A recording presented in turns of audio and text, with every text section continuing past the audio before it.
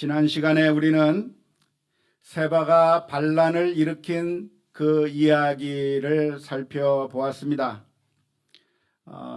다윗의 생애 가운데 참 칼이 끊이지 않고 고통이 끊이지 않고 계속해서 위기가 계속해서 다윗의 삶 가운데 있었는데, 이 세바의 반란은 다윗에게 아주 큰 위협이 되는 엄청난 반란이고 쿠데타였습니다.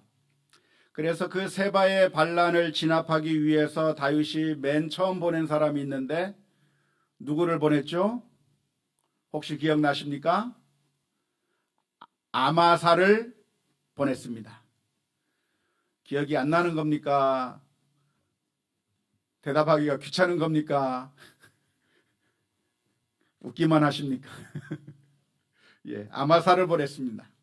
아마사를 보내서 그 세바의 반란을 진압하도록 했는데 소식이 없으니까 다윗은 이제는 요압과 아비새를 보내게 되었습니다.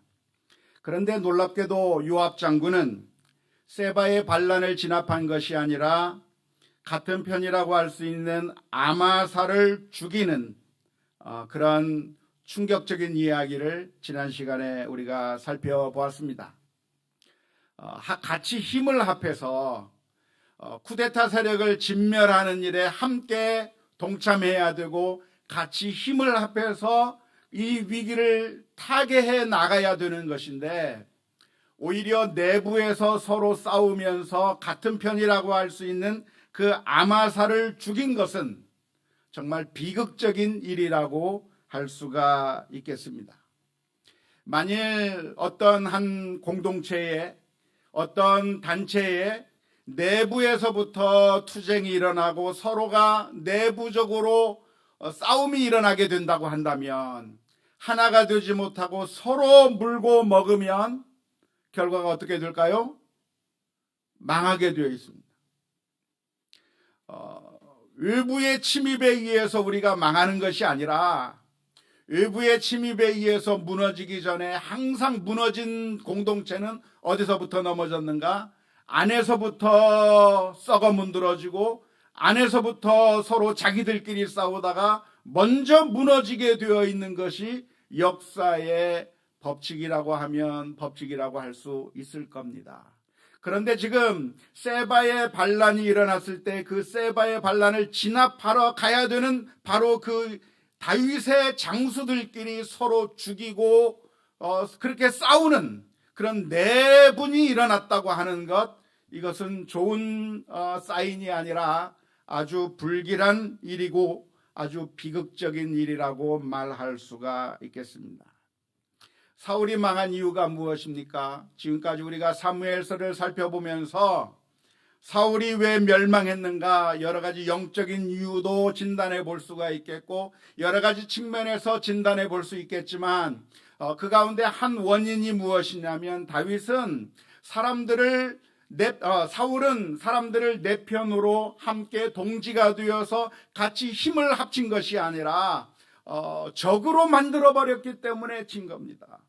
다윗을 나의 편으로 만들어서 함께 동지가 되고 함께 같은 나라를 만들어 갈 수 있다고 한다면 얼마나 좋았겠습니까? 하지만 사울은 다윗을 적으로 생각했고 적을 죽이려고 하는 그런 일만 몰두하다가 결국 사울 왕은 죽임을 당할 수밖에 없었다고 하는 사실을 우리가 사무엘서에서 살펴볼 수가 있었는데, 그렇게 사울이 멸망한 것과 같은 바로 그러한 비슷한 현상이 다윗의 진영 안에서 일어났다고 하는 것이 정말 안타까운 일이고 너무나도 슬픈 일이라고 말할 수가 있을 겁니다.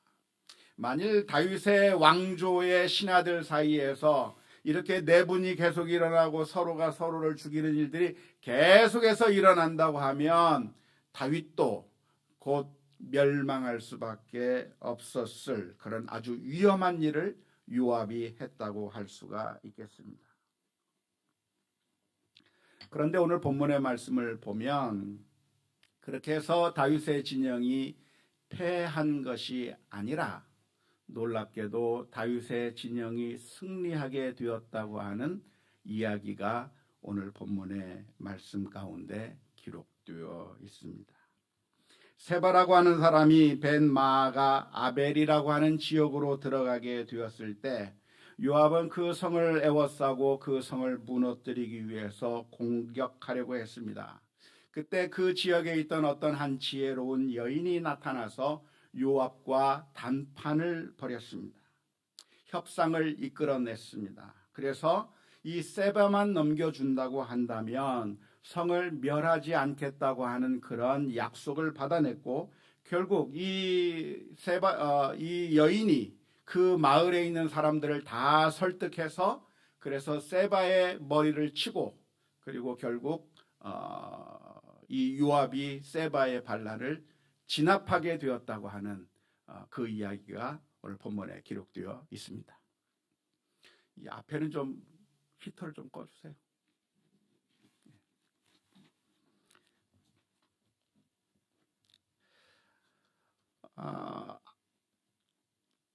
이야기가 전개되어 나가는 그 과정을 보면 분명히 다윗의 진영 안에서 내분이 일어났고, 그래서 다윗의 진영이 아주 위험에 처해질 수도 있는 상황이었는데, 결과를 보면 다윗의 진영이 진 것이 아니라 세바의 반란을 완벽하게 진압을 해버릴 수 있었다고 하는 것은 아주 놀라운 결과입니다.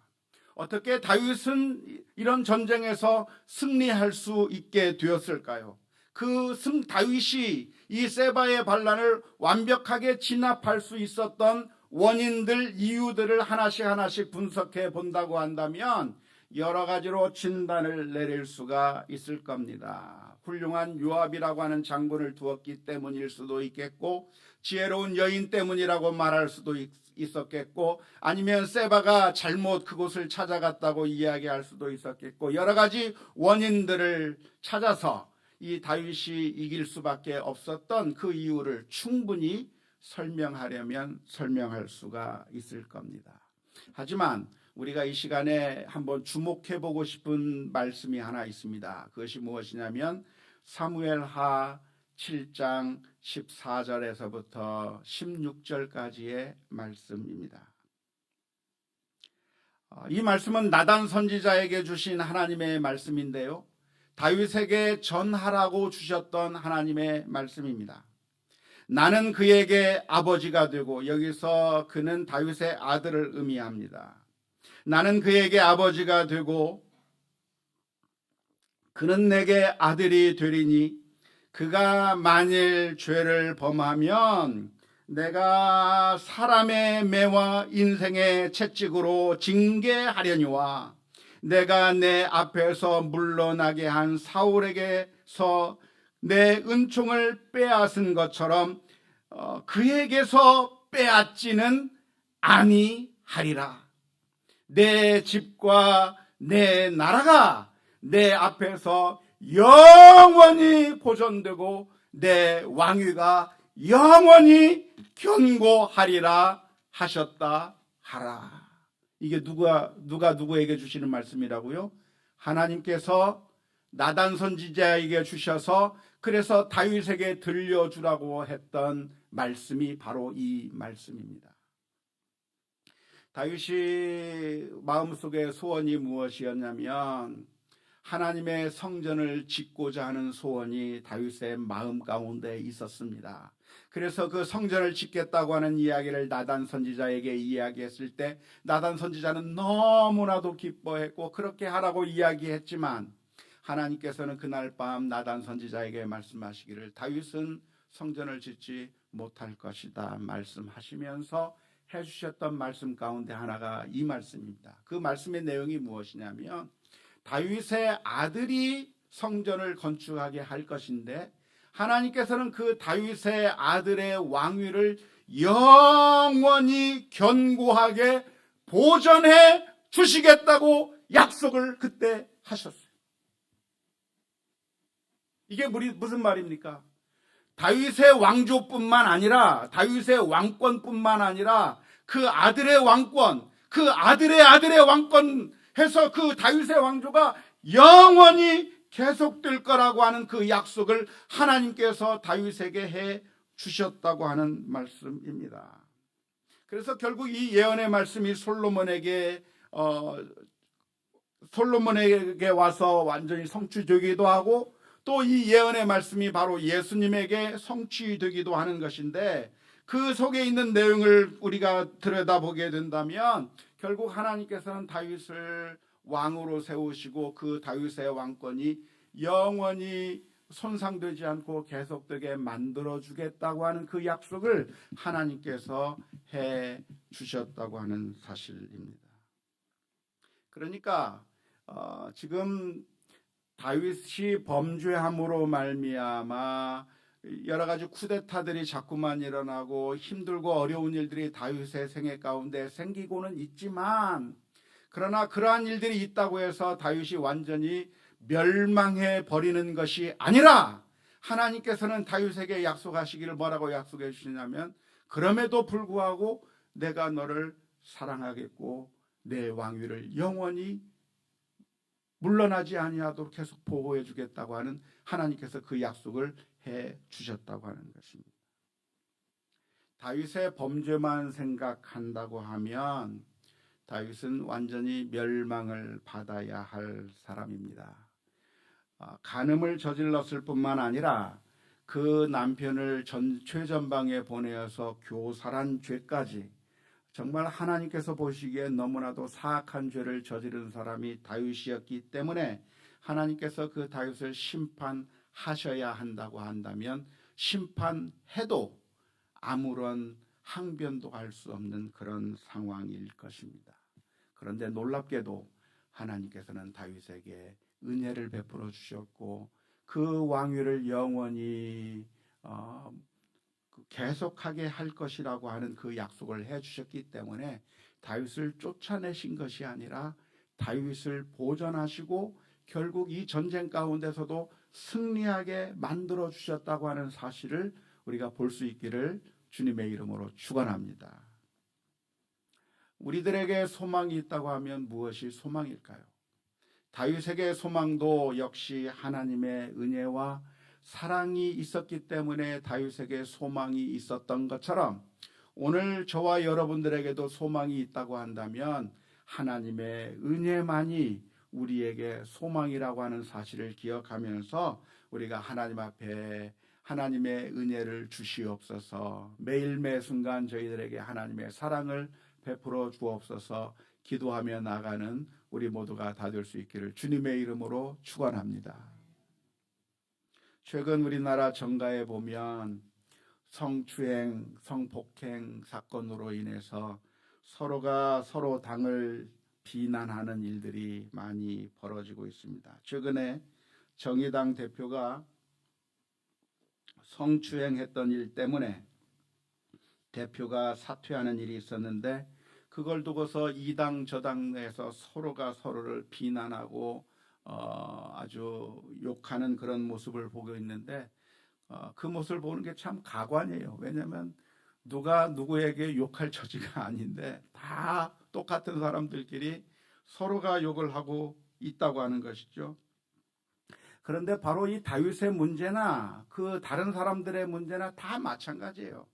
우리도 다윗과 똑같이 범죄할 수 있고 우리도 똑같이 넘어질 수 있고, 우리가 기회가 생긴다고 한다면 우리들에게 그러한 악한 일을 행할 수 있는 그런 상황이 생기게 된다고 하면 우리도 넘어질 수 있는 그런 상황이고, 그래서 우리도 완전히 넘어질 수밖에 없는 것인데, 그래서 우리에게 소망이 무엇이냐면 내가 완벽하게 깨끗하게 잘 살아서 그래서 내가 떳떳하게 살 수 있는 그것이 우리들에게 소망이 아니라, 우리가 바람 한 번만 불면 우리가 잘못하면 금방 넘어질 수밖에 없는 그런 연약한 사람들인데, 우리에게 소망은 우리 자신에게 있는 것이 아니라 하나님께서 그 악한 다윗도 불쌍히 여기셔서 그를 영원히 견고하게 하리라고 했던 그 약속 때문에 그 다윗의 왕조를 보호해 주셨던 것처럼, 하나님께서 우리를 사랑하셨다고 하는 그 사실 하나 때문에 우리를 다시 한번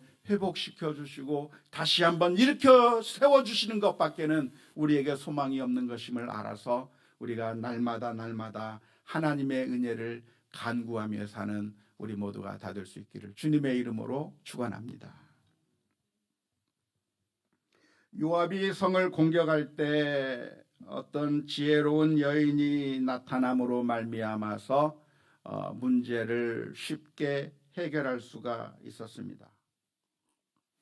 이때 요압에게 나타났던 여인의 이름이 누구죠? 모릅니다. 왜 모릅니까? 성경에 기록이 안 되어 있습니다. 그냥 뭐라고 표현이 되어 있냐면 이름이 알려지지 않은 어떤 지혜로운 여인이 나타나서 요압의 앞길을 막았던 겁니다.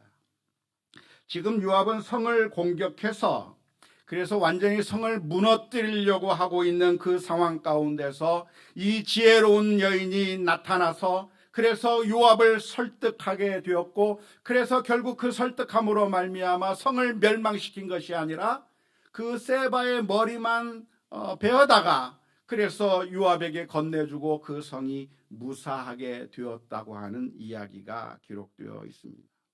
어떻게 문제를 해결했습니까? 이 여인은 이 위기의 순간에 요압과 맞닥뜨려서 대화로서 문제를 해결해 나가기 시작했습니다. 요압의 목적이 무엇이죠? 요압의 목적은 세바의 반란을 진압하는 겁니다. 세바를 잡아가기만 하면 되는 겁니다. 그런데 그 목적을 이루기 위해서 요압이 하려고 했던 것이 무엇입니까? 지금 세바가 숨어 들어간 그 성 전체를 완전히 무너뜨리려고 하는 작전을 쓰고 있는 거예요. 지금 요압은 이 세바 한 사람만 잡으면 되는데 그 세바 한 사람을 잡기 위해서 선택한 작전이 무엇이냐면 성 전체를 둘러서 가지고 그 성을 완전히 무너뜨려서 그래서 그 세바를 잡겠다고 하는 작전을 세우고 있는 겁니다. 만일 이 요압의 작전이 성공한다면 세바를 잡을 수 있을까요? 없을까요? 잡을 수 있을 겁니다. 성을 무너뜨린다고 한다면 세바를 완전히 죽일 수가 있을 겁니다. 그런데 세바만 잡는 것이 아니라 어떤 결과까지 나타나게 되어 있습니까? 세바가 아닌 다른 주민들까지 함께 몰락당하게 되는, 함께 죽임을 당하게 되는, 아무 죄 없는 사람들의 희생까지도 따를 수 있는 그런 방법을 지금 요압이 사용하고 있는 겁니다. 그래서 그때 이 여인이 나타나서 성 사람들은 하나도 다치지 않고 세바라고 하는 목적, 당신의 목적이 세바니까 당신의 목적인 이 세바만 당신에게 넘겨준다고 한다면 그냥 가십시오.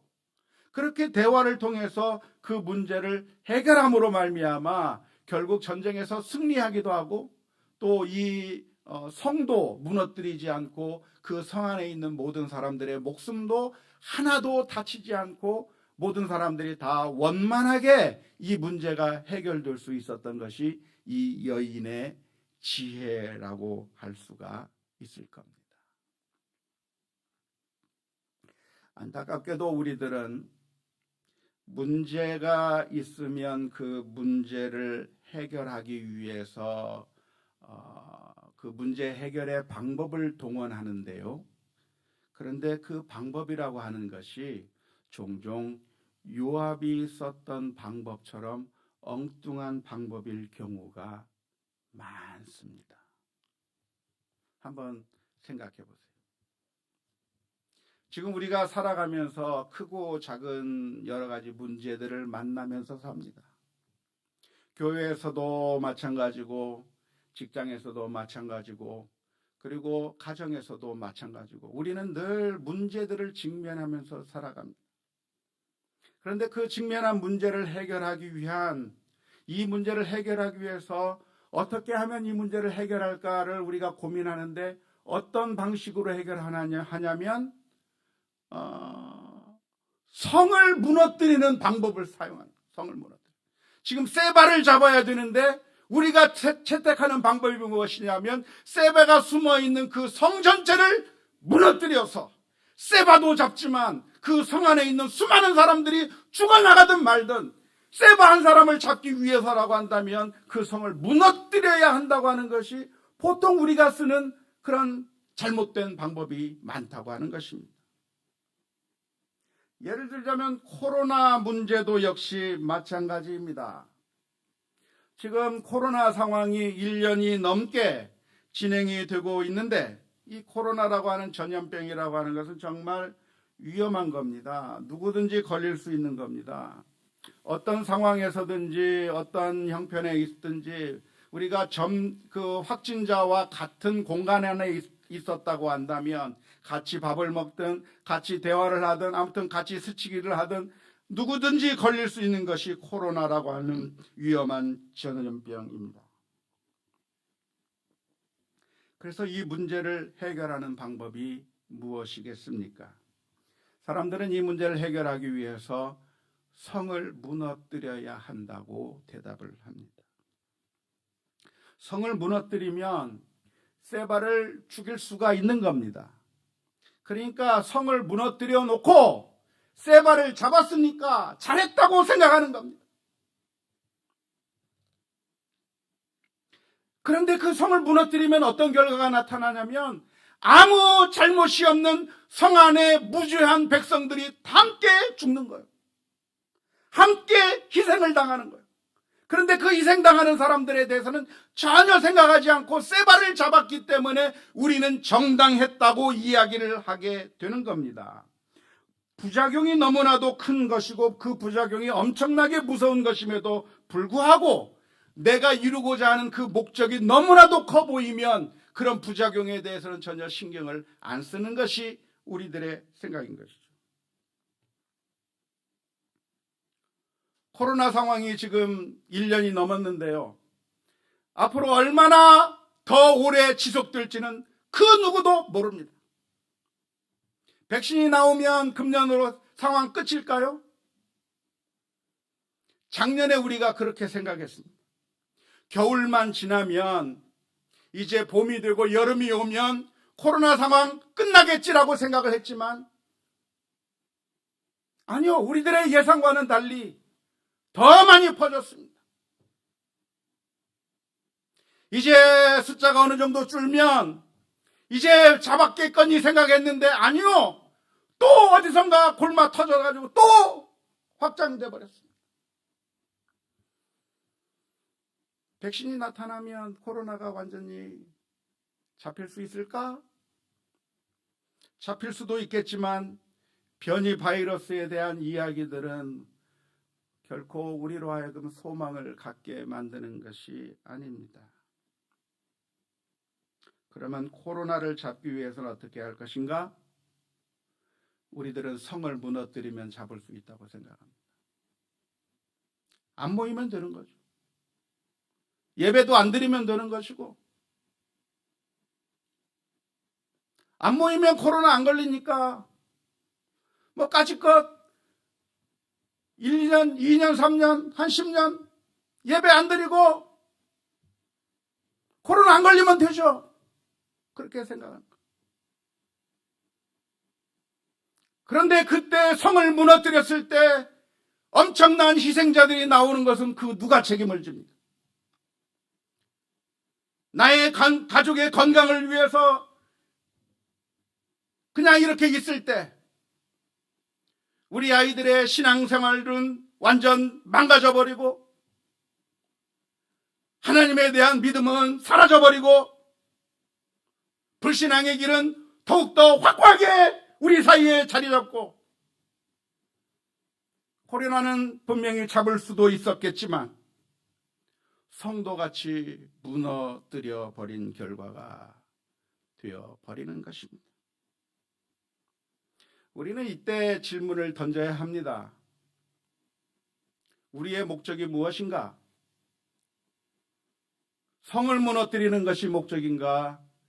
세바를 잡는 것이 목적인가? 질문을 던져야 하고 세바를 잡는 것이 목적이라고 한다면 성을 무너뜨려서도 세바를 잡을 수 있지만 그 성을 무너뜨릴 경우에 수많은 사람들이 희생을 당할 수밖에 없으니 그 성을 무너뜨리지 않고 세바를 잡을 수 있는 방법이 무엇일까를 고민해야죠.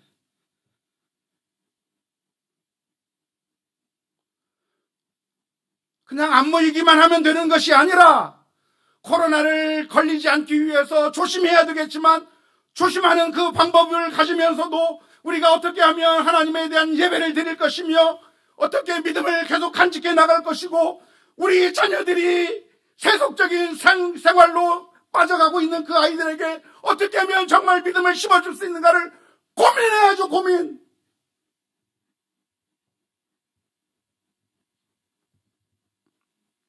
가정에 여러 가지 문제들이 있을 때도 역시 마찬가지입니다. 남편과 아내가 함께 같이 살아가는 동안에 여러 가지 문제들이 발생합니다. 때로는 성격 차이의 문제가 생길 수도 있고 때로는 재정적인 문제가 생길 수도 있고 또는 부모님과의 관계의 문제가 생길 수도 있고 크고 작은 여러 가지 문제들이 많이 발생해 버립니다. 참 가정을 이루고 산다는 것이 쉬운 일이 아닙니다. 늘 문제들이 발생하고 있는 그 순간에 우리는 그 문제들을 만났을 때 어떻게 해결하려고 합니까? 성을 부숴버리면 이 문제 없겠구나. 성을 부숴버려서 헤어져 버리면 더 이상 골치 썩을 일도 없을 것이고 완전히 끝장내버리면 초가집 되어버리고 나면 빈대 다 사라질 테니까 더 이상 고통받을 일 없다라고 생각하면서 쉽게 성을 태워버리자고 말하는 사람들이 많이 있습니다. 그로 인해서 고통을 받을 우리 자녀들은 생각도 안 하고 그것으로 인해서 가져오게 되는 여러 가지 문제들에 대해서는 전혀 생각하지도 않고 문제가 무엇이고 그것을 해결할 수 있는 방법이 무엇인가에 대해서 그리고 그 부작용이 무엇인가에 대해서 진지하게 고민해 봐야죠. 성격 차이라고 한다면 그 성격 차이를 맞추어 가는 걸 통해서 더 좋은 가정을 만들어 갈 수 있는 더 좋은 길이 있는데 재정적인 문제가 있으면 그 재정적인 문제를 해결하는 것을 통해서 더 아름답고 멋있는 가정을 만들어 갈 수 있는 그런 기회가 있는데 그 문제가 생기면 생각하기 귀찮고 괴롭고 그냥 너 죽고 나 죽자 우리 자녀들 죽이고 나 죽고 그런 성을 무너뜨리는 것을 통해서 문제를 해결해 버리려고 하는 어리석은 사람들이 얼마나 많이 있는지 몰라요.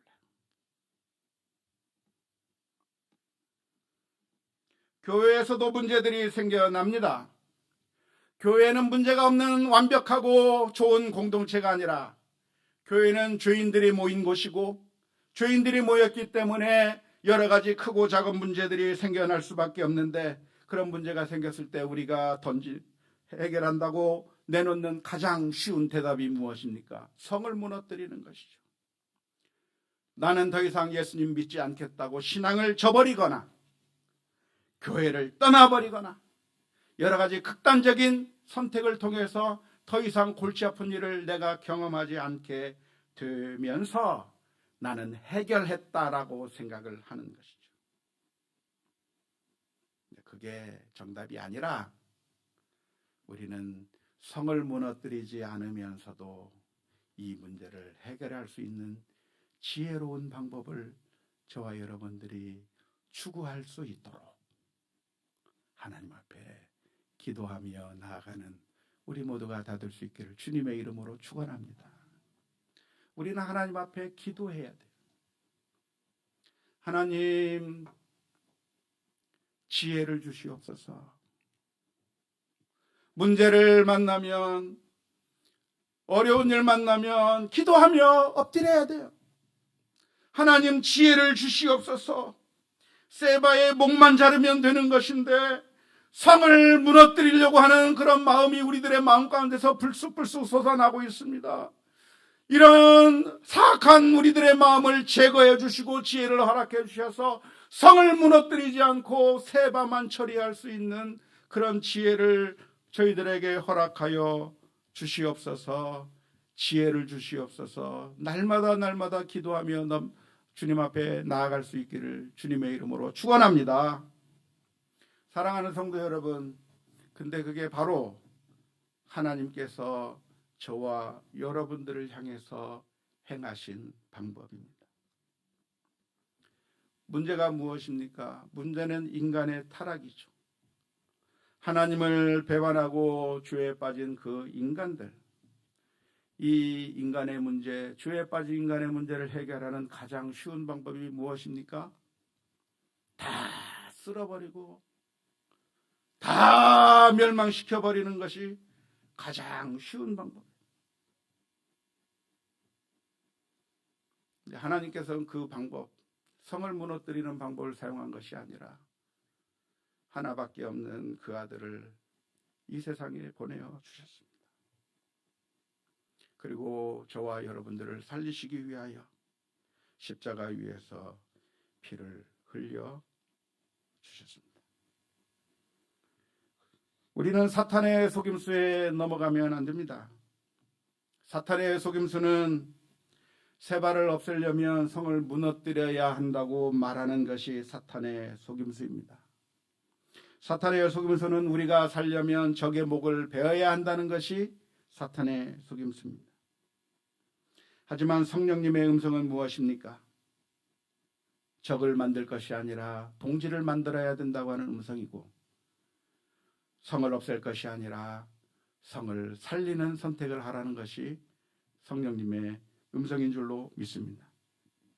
그래서 우리는 늘 기본적으로 사탄이 우리들을 향해서 속삭이는 그 유혹에 넘어가기가 너무나도 쉽기 때문에 매 순간순간마다 하나님 지혜를 허락하여 주옵소서. 특별히 분노가 내 마음 가운데 가득 찰 때, 분노에 차서, 분노라고 하는 것은 내 마음의 열쇠를 사탄에게 넘겨준 것이나 마찬가지인데, 그래서 사탄이 내 마음을 장악해서 우리의 마음을 움직이는 대로 그 사탄의 요구대로 끌려가면서 성을 완전히 박살내버리고 완전히 모든 것을 그르쳐버리는 그런 선택으로 하는 것이 아니라 그 순간에 우리들의 분노를 가라앉힐 수 있게 해주시고 성령님의 음성을 듣게 해주시고, 그래서 우리 가정이나 우리 직장이나 우리 교회나 정말 하나님께서 원하시는 그런 좋은 결과를 만들어 주옵소서. 회복의 은혜가 있게 하여 주옵소서. 기도하며 나아가는 우리 모두가 다 될 수 있기를 주님의 이름으로 축원합니다. 기도하시겠습니다.